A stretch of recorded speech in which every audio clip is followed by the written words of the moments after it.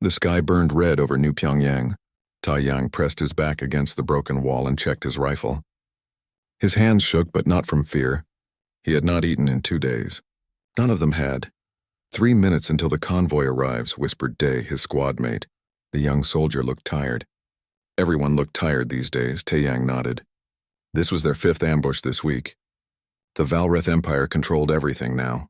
Their massive ships hung in orbit like dark moons. Their soldiers walked through human cities as if they owned them. Because they did. The war had been short. Humanity fought hard. But the Valreth had technology that seemed like magic. Their weapons cut through steel like paper. Their armor stopped bullets as if they were raindrops. Earth's armies fell one by one. Now only resistance fighters remained. Small groups hiding in ruins, striking fast and disappearing. Taiyang had been a combat medic before the invasion. Now he was whatever the resistance needed him to be. Here they come, Dai said. Taiyang peered around the corner. 3 Valreth transport vehicles moved down the broken street. The aliens looked almost human from a distance, but their skin had a pale blue tint. They were taller, stronger, and they moved with frightening grace. Wait for my signal, Taiyang whispered into his radio. His team was small but well-positioned. They would hit the middle vehicle, grab whatever supplies they could, and run. Simple, quick. He raised his hand. 5, 4, 3, 2. The explosion came from the wrong direction. Fire erupted from a building to their left. Not their bomb. Someone else's. The blast wave threw Taiyang against the wall. His ears rang. Smoke filled the air. Fall back, he shouted, but his voice sounded distant and hollow. The Valreth soldiers scattered, returning fire at shadows. Taiyang grabbed Day and pulled him toward their escape route. That's when he saw her. A small figure stumbled out of the burning building. She was tiny, maybe 7 or 8 years old. Her skin had the same blue tint as the soldiers, but lighter. She wore a white dress that was now covered in ash. Her large eyes were wide with terror. A Valreth child. The girl froze in the middle of the street.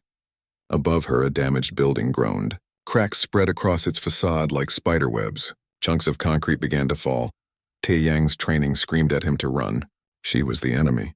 Her people were destroying his world. Every second he waited meant death, but she was just a child. Her mouth opened in a silent scream as the building began to collapse. The Valreth soldiers were too far away. They would never reach her in time. Taiyang's legs moved before his mind finished thinking. He sprinted across the open street. Bullets zipped past him. He did not care. The building groaned louder. Concrete and steel twisted and broke. The girl saw him coming. A human, an enemy. Her eyes grew even wider. Taiyang reached her just as the building came down. He wrapped his arms around her small body and turned his back to the falling debris. He curled over her, making himself into a shield. The world became pain. Something heavy crashed into his back. He felt his ribs crack. Sharp edges tore through his jacket and into his skin. Heat seared his left side where flames touched him. More debris piled on top of him, crushing him down. But he held on. He kept the girl covered. He kept her safe. The collapse seemed to last forever. In reality, it was probably only seconds. When the rumbling finally stopped, Taiyang could not move. Weight pressed down on him from every direction. Each breath felt like knives in his chest. Under him, the girl was crying. Soft, frightened sobs. But she was alive. He could feel her breathing. That was good. That was enough. Voices shouted in the Valreth language. He did not understand the words, but he knew what they meant. They had found them. Strong hands grabbed the debris and threw it aside. Taiyang felt himself being lifted. He tried to hold on to the girl, but his arms would not obey. Someone pulled her away from him. He was laid on the ground. Through blurry eyes, he saw Valreth soldiers standing over him. Their weapons pointed at his head. This was it. This was how he died. At least the child was safe. One of the soldiers knelt beside him. This one was different, taller. Armor decorated with symbols of rank. She removed her helmet, revealing sharp features and eyes that glowed with an inner light. She looked at Taiyang, then at the child being held by another soldier. The girl was reaching toward him, crying, saying something in her language. The tall soldier's expression changed. Something like surprise, or maybe confusion. She spoke to Taiyang in accented but clear English. "Why did you save her?" Taiyang coughed. Blood came up. She was scared. She is Valreth. You are human. We are enemies, and she is a child. Each word hurt. Just a child. The tall soldier stared at him for a long moment. She barked orders to her troops. They lowered their weapons. She touched a device on her wrist and spoke rapidly. Tae Yang's vision started to fade. The pain was becoming distant. He thought about his sister, Hana. Would she ever know what happened to him? Would she understand? The last thing he saw was the small Valreth girl breaking free from the soldier holding her. She ran to him and grabbed his hand. Her small fingers wrapped around his bloody ones. She was saying something. It sounded like thank you. Then darkness took him and Tae Yang knew nothing more. When he woke, everything would be different. For him, for the girl, for two species locked in a war that would soon begin to question why they were fighting at all. But that would come later. For now, there was only darkness and the memory of a child's hand in his and the choice he had made without thinking. The choice that would change everything. Tae Yang woke to white light and the smell of something clean. Too clean? Nothing in the resistance smelled clean anymore. His eyes opened slowly. The ceiling above him was smooth and gleaming. Not the cracked concrete he was used to. He tried to sit up. His body obeyed. No pain. That was wrong. He remembered broken ribs, burns, crushing weight. He should be dead or close to it. He looked down at himself. His chest was bare, showing skin that was whole and unmarked. Where deep cuts should be, there was nothing. Where burns should have scarred him, the skin was smooth. He touched his ribs carefully. They felt perfect. You are awake. Tae Yang's head snapped toward the voice. A Valreth woman stood in the doorway. She was the tall soldier from before, the one who had knelt beside him. Her armor was gone now, replaced by a long coat the color of midnight. Her blue-tinted skin seemed to glow in the bright light. Where am I? His voice came out rough but strong. Valreth Medical Facility. You have been unconscious for 3 weeks. She walked closer, her movements precise and controlled. My name is Velmara. I am High Commander of the 7th Fleet. Tae Yang's muscles tensed. A High Commander, one of the most powerful Valreth in the system. Am I a prisoner? That is complicated. Velmara stopped at the foot of his bed. Her glowing eyes studied him with an intensity that made him uncomfortable. You saved my daughter, the little girl, the one in the white dress. Is she okay? Something flickered across Velmara's face. Surprise, maybe. Yes, Ilara is unharmed because of you. You shielded her with your own body. She was scared. She was the enemy. Velmara's voice was sharp. You are human. We have been at war, yet you risked your life for a Valreth child. Why? Tae Yang met her gaze. She was just a child. The war is not her fault. Velmara was silent for a long moment. She turned away, looking out the window. Beyond it, Tae Yang could see ships moving through the sky. Valreth ships. My people have a concept called Korveth. It means life debt. When someone saves a life at great personal cost, a bond is created. That bond must be honored. I don't understand. You saved my daughter's life. You nearly died doing it. By our laws, I owe you a debt that can never be fully repaid. She turned back to him. But there is a problem. You are human. An enemy soldier. Many in the Empire want you dead. They say showing mercy to you makes me look weak. Tae Yang sat up fully. His body felt strange. Too healthy. Too strong. What did you do to me? Our medical technology repaired your injuries. Broken bones were mended. Internal damage was healed. Burns were treated. Velmara's expression hardened. I could not let you die. The Korveth forbids it, but I also cannot simply release you. The War Council would see it as treason. So I am a prisoner. No, you are something else. Velmara approached the bed. I have declared you a protected one. It is an ancient law rarely used. It means you are under my personal protection. You cannot be harmed. You cannot be imprisoned. But you are my responsibility. What does that mean? It means you will live in my household. You will be given freedom within limits. And in return, she paused. Ilara asks for you every day. She has nightmares about the building falling. But when we told her you survived, when we told her you saved her, the nightmares stopped. She wants to see the kind human, she says. Tae Yang felt something twist in his chest. I can see her? More than that. I need you to help me understand something. Velmara's voice dropped lower. Humans were supposed to be violent, irrational, primitive. Yet you, a soldier, chose to save an enemy child. You made no sense. And if you make no sense, then perhaps everything we believe about humans is wrong. The door opened. A small figure rushed in. It was Alara. She looked different in clean clothes, her hair brushed and neat, but her eyes were the same, wide and bright. She stopped when she saw Tae Yang, suddenly shy. She said something in the Valreth language. She says, "Thank you," Belmara translated. "She says you are brave." Tae Yang smiled at the girl. "Tell her she is very brave too." Belmara spoke to Alara, who smiled. The child came closer, looking at Tae Yang with curiosity and something like wonder. "I have made arrangements," Belmara said. "You will have rooms in my residence. You will be free to move about, but guards will accompany you. You will not be able to leave the compound or contact other humans. This is for your protection as much as security. And if I refuse, then I cannot protect you from the War Council. They will execute you as an enemy combatant." Belmara's eyes met his. "I do not wish that, not only because of the Corveth, but because I want to understand what kind of person chooses to save his enemy's child." Tae Yang thought of his sister Hana. She would think him dead by now. The resistance would have no idea where he was. He was cut off from everything he knew. But Alara was looking at him with trust in her eyes. And despite everything, he had saved her. That meant something. "I will stay," he said quietly. Belmara nodded. "Good. There are clothes for you in the next room. When you are ready, someone will show you to your quarters." She placed a hand on Alara's shoulder. "Come, little one. Let him rest." Alara waved at Tae Yang before leaving with her mother. When they were gone, Tae Yang stood on unsteady legs.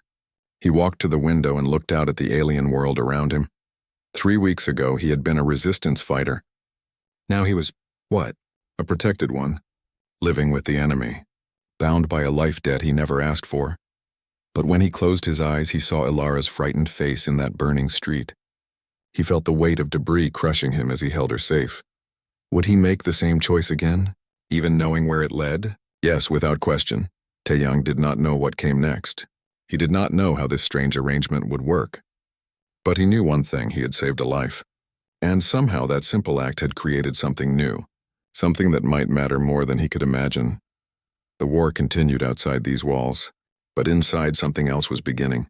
Something neither human nor Valreth had expected, understanding, and maybe eventually something like peace. 4 months passed like a strange dream. Tae Yang lived in quarters that were larger than any home he had ever known. The walls were smooth and changed color with the time of day. Food appeared when he asked for it.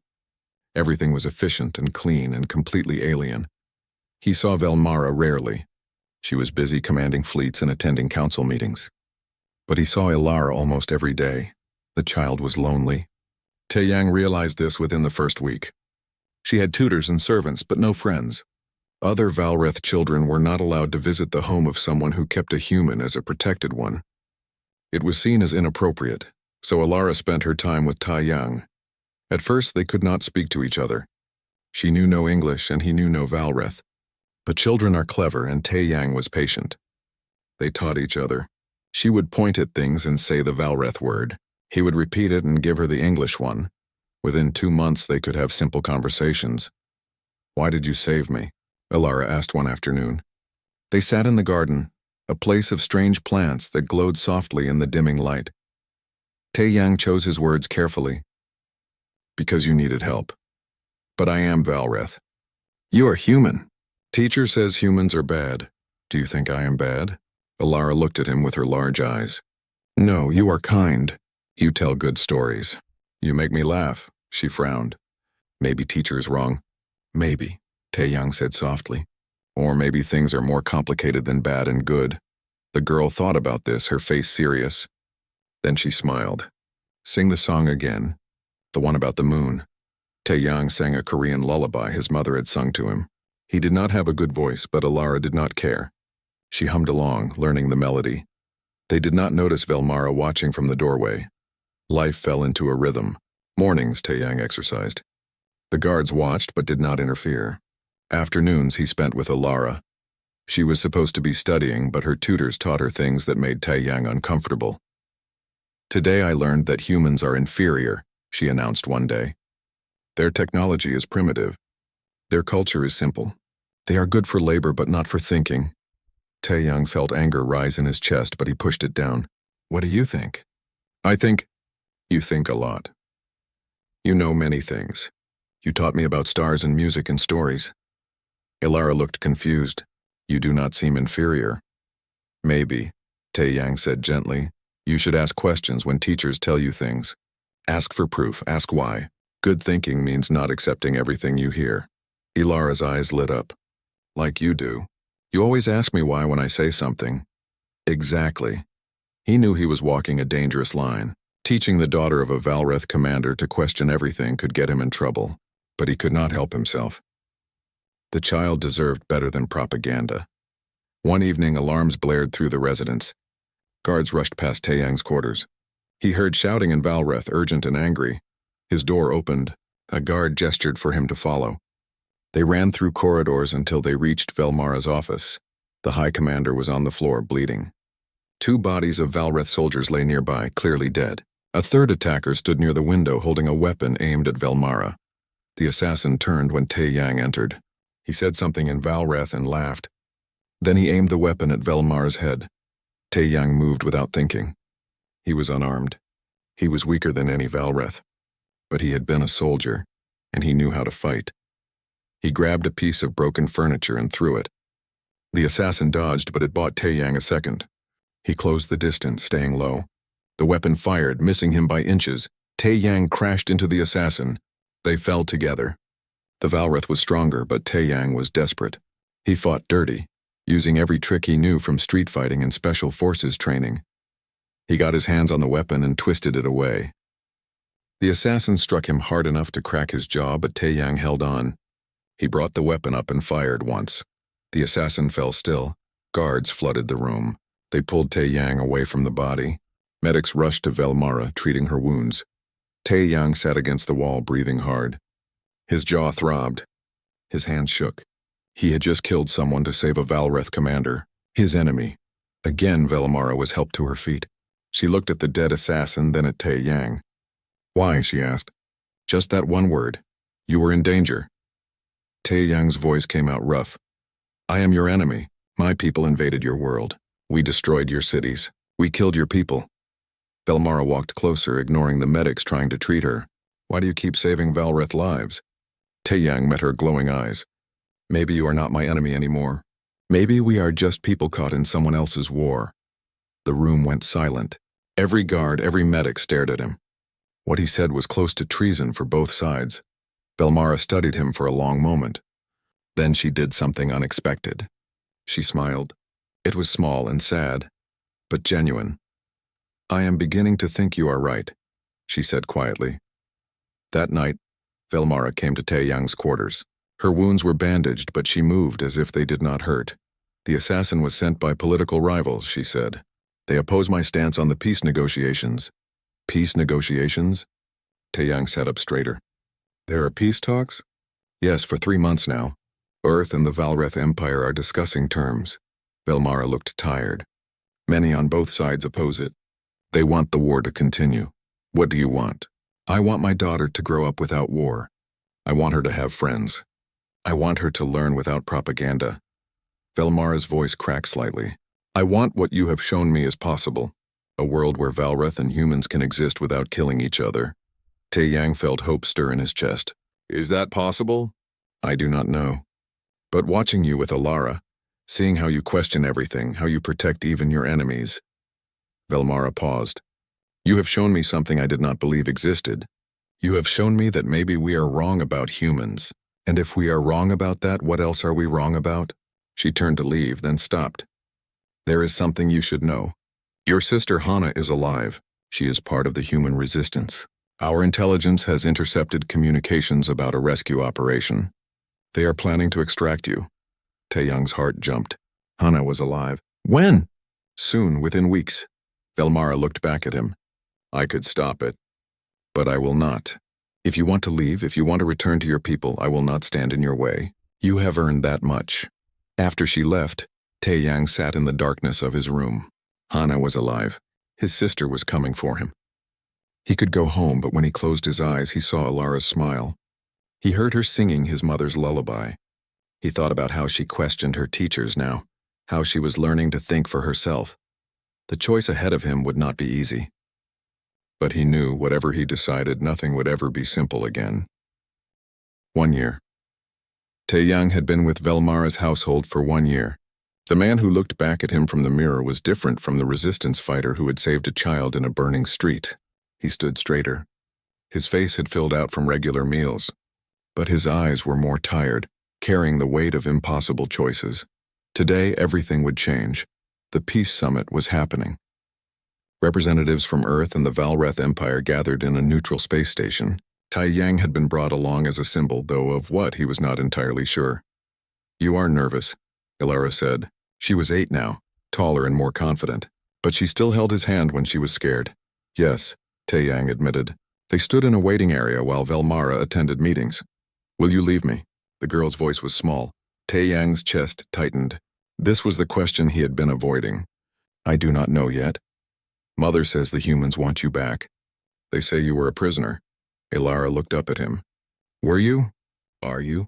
"It is complicated." That is what adults say when they do not want to explain. She was repeating his own words back to him. It made him smile despite everything. "You are right. I am sorry." Taeyang knelt down to her eye level. "I was a prisoner at first. But now I am something else. I am your friend. I am someone who helps your mother understand humans. I am someone caught between 2 worlds. Which world do you want?" Before he could answer, the door opened. A human woman entered, flanked by guards from both species. She wore the uniform of Earth's Unified Defense Force. Her face was older than he remembered, marked by war and grief. "Hana," Taeyang breathed. His sister stared at him, her eyes filled with tears, then hardened with anger. "Is it true? You have been living with them? Comfortable and safe while our people died?" Taeyang stood. "It is not that simple. It seems simple to me. You disappeared. We thought you were dead. We mourned you." Hana's voice shook. "And all this time you were here, playing house with the enemy. He saved my life," Ilara said. Her voice was small but firm. "He is a hero." Hana looked at the Valreth child with cold eyes. He was a human soldier.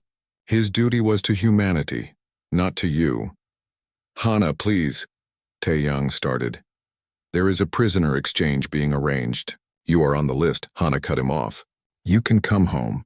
Back to Earth, back to your real family." "What about Ilara? What about her?" "She is Valreth. She has a mother, a home, everything." Hana stepped closer. "What does she have to do with you?" Ilara's hand tightened on Taeyang's. He felt her trembling. "She is 8 years old. She has nightmares about war. She has no friends because her mother keeps a human in the house. She needs—" "You are not her father!" Hana's shout echoed in the room. "You are Taeyang Kim, combat medic, resistance fighter. You are my brother. You are human. Or have you forgotten?" The words hit like a physical blow. Taeyang had no answer. Hana's expression softened slightly. "I know what you did. Velmara told the peace delegation about how you saved her daughter, about how you stopped the assassin. They are using you as an example of human nobility." Her voice turned bitter. "But I know you. I know you did not do it for politics. You did it because you cannot help yourself.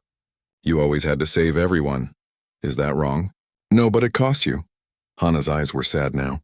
"It is costing you your home. Your people. Me." An alarm shattered the moment. Red lights flashed. A voice announced something urgent in both Valreth and English. "Security breach. All personnel to safe locations." This is not a drill. The guards immediately formed up around them. One grabbed Ilara, another tried to move Taeyang, but he shook them off. "What is happening?" he demanded. "Terrorist attack," a guard answered. "Multiple bombs. Someone wants to destroy the peace talks." They were rushed through corridors. Explosions sounded in the distance. People ran in all directions. In the chaos, Taeyang saw something that made his blood freeze. A group of humans and Valreth working together. They wore no uniforms. They carried weapons. And they were planting more explosives. Extremists. From both sides. They are going to destroy the whole station, Taeyang realized. They want to kill everyone here. Both delegations. Velmara appeared, running toward them. The main conference hall is rigged to explode. Hundreds of people are trapped inside. "We need to evacuate." "How long?" Taeyang asked. 10 minutes. Maybe less. 10 minutes to save hundreds of people. Impossible. Unless, Taeyang looked at Hana. "Do you still have your demo training?" His sister's eyes widened.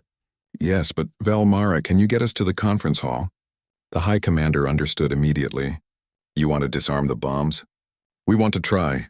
Taeyang turned to Alara. Go with the guards. Stay safe. No! I want to stay with you. Please, little one. I need you to be brave. Can you do that for me? He hugged her quickly, then pushed her toward the guards. To Velmara, he said, keep her safe. What are you? Trust me, like I trusted you. Velmara stared at him, then nodded. She gave orders in Valrith. Guards took Alara away, the girl crying and reaching for Taeyang. Then Velmara, Taeyang, and Hana ran toward danger instead of away from it. The conference hall was chaos. People tried to escape through blocked exits. The bombs were crude but effective, wired throughout the room. 5 bombs, Hana assessed quickly. We need at least 15 minutes. We have 7, Velmara said. Then we work fast. Taeyang moved to the nearest device. His hands remembered the training from years ago. Hana took another. Velmara surprised them both by starting on a third. I led military operations, she said calmly. I know explosives. They worked in tense silence. Taeyang's hands were steady, but his mind raced. If they failed, everyone died, including the people trying to make peace. Done, Hana called out. 2 more, Velmara finished hers. 1 more. 3 minutes. Taeyang was working on the last bomb. It was more complex than the others. Whoever built this knew what they were doing. 2 minutes, Velmara said. I know. Sweat dripped down Taeyang's face. Red wire or blue wire? It was always red or blue. Why did bomb makers never use green? Taeyang, Hana's voice was scared. Got it. The timer stopped. 10 seconds remaining, they all breathed. Around them, people were being evacuated. Safe. Alive. Hana looked at Taeyang, then at Velmara. You saved everyone. Both of you. Human and Valrith working together. All 3 of us, Velmara corrected. Later, after security had rounded up the terrorists, after medical teams had treated the injured, the 3 of them stood together. I was wrong, Hana said quietly. About you. About this. She looked at Velmara. He saved your daughter. You gave him life when you could have executed him. And now we all saved people together. She turned to Taeyang. You are not a traitor. You are something else. Something we need. Velmara spoke carefully. I have a proposal. Taeyang has proven he can bridge our peoples. What if that became official? What if he stayed as a cultural liaison, someone who belongs to both sides? You want him to stay? Hana asked.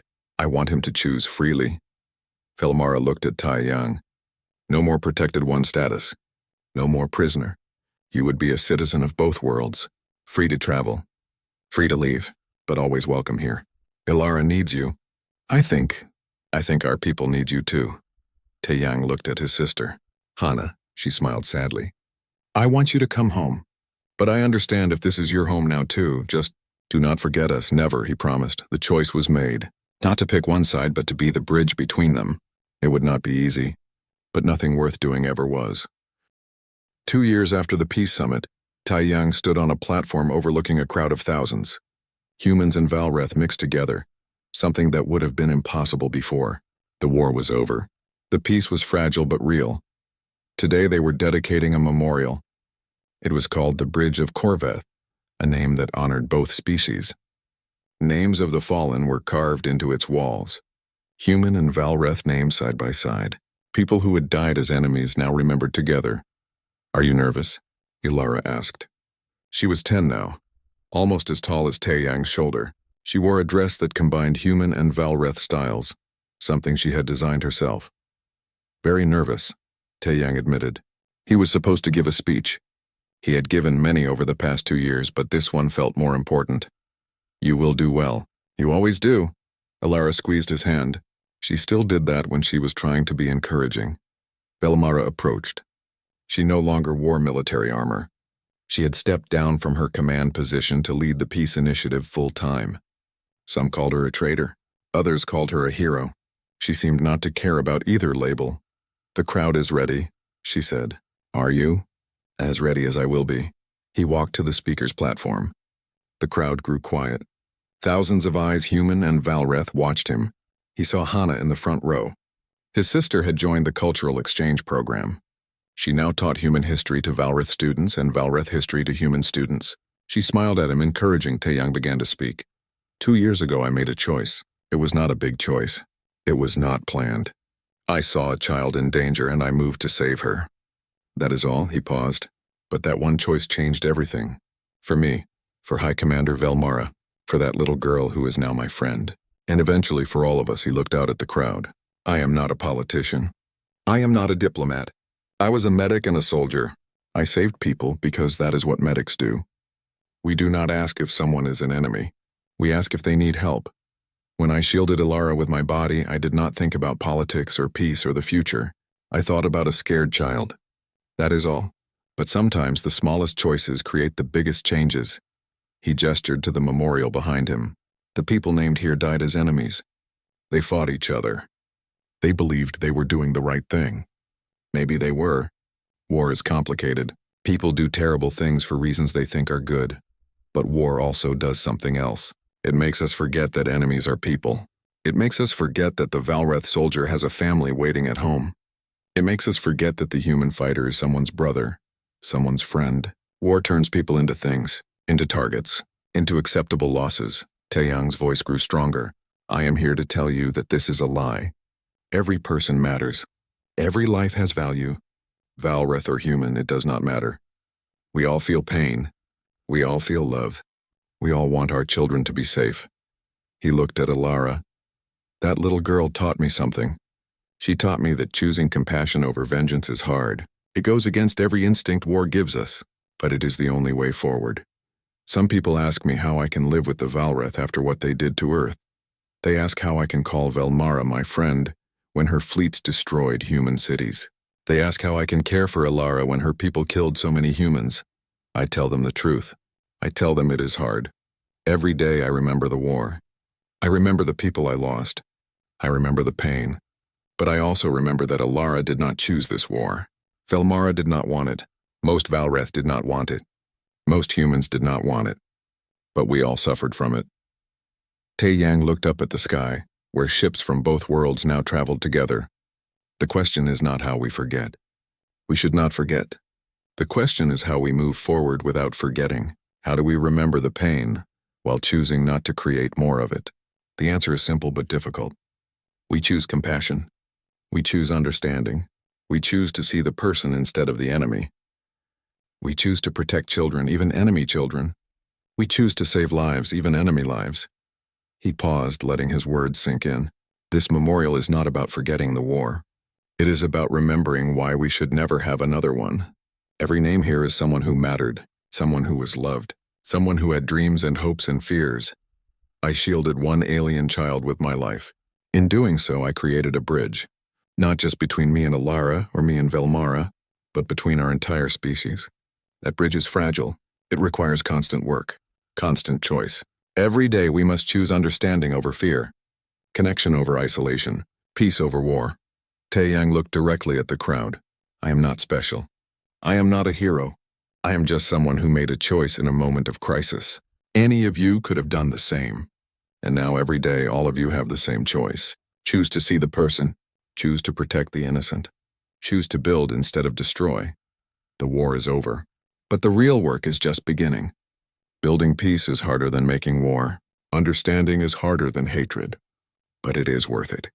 Because 2 years ago I held a scared child in my arms while a building fell on us. Today that child is happy and safe and learning to build bridges of her own. That is what we are all here to do. Build bridges. The bridge of Corveth is made of stone and metal, but the real bridge is built every day by people who choose to try, who choose to see past old hatreds, who choose to believe that tomorrow can be better than yesterday. Taeyang stepped back. For a moment there was silence. Then the crowd erupted. Humans and Valreth alike stood and applauded. Some were crying. Others smiled. All of them were together. Ilara ran up to the platform and hugged him. That was beautiful, she said. Velmara joined them. You spoke well. The truth is always powerful. Later, after the ceremony, after the crowds had dispersed, Taeyang walked through the memorial with Hana. Do you ever regret it? His sister asked. Saving her? Staying with them? Every day I think about the cost, Taeyang said honestly. But no, I do not regret it. That choice led to this, to peace, to a chance for something better. Hana nodded. I hated you at first. When I learned you were alive and living with them, I thought you had betrayed us, I know. But I was wrong. You did not betray humanity. You showed them what humanity could be at its best. Compassionate, brave, willing to sacrifice for others, even enemies. She smiled. You are still annoying, though. Still my overprotective big brother. They laughed together. A message came through Taeyang's communication device. It was from the Defense Council. A new threat had appeared in the system. An unknown alien species, more aggressive than the Valreth had ever been. They were attacking both human and Valreth colonies. The message was a request.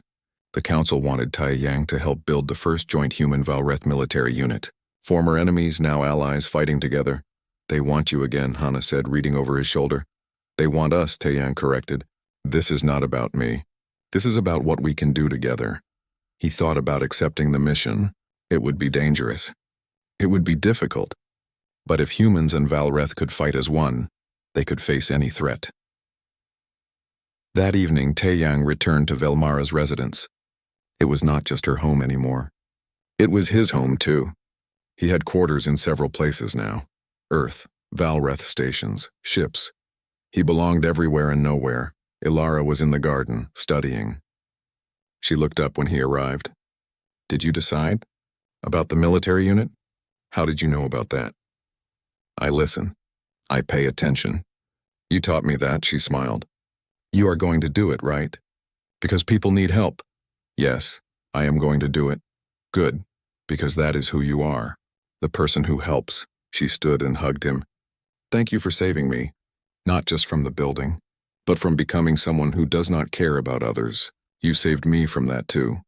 Taeyang held the child who had changed everything. You saved me too. You reminded me why any of this matters. Velmara joined them in the garden. The council approved the joint unit. You will lead it. We will lead it, Taeyang corrected. Together, she nodded. Together. As the artificial sun set over the Valreth city, Taeyang thought about the past 2 years, about choices made and roads not taken, about a scared child in a burning street and a simple decision to protect her. That decision had cost him. It had taken him from his old life and thrown him into something new and strange. But it had also given him something precious. A chance to make a real difference. A chance to build instead of destroy. A chance to show two species that they were not so different after all. The war was over. New threats would come, but they would face them together. Human and Valreth, former enemies, new allies, friends, and it all started with one moment. One choice. One human who shielded an enemy's daughter with his own life. Everything else followed from that. Everything else grew from that simple seed of compassion. The future was uncertain, but for the first time in years it was also bright with possibility, and that was enough.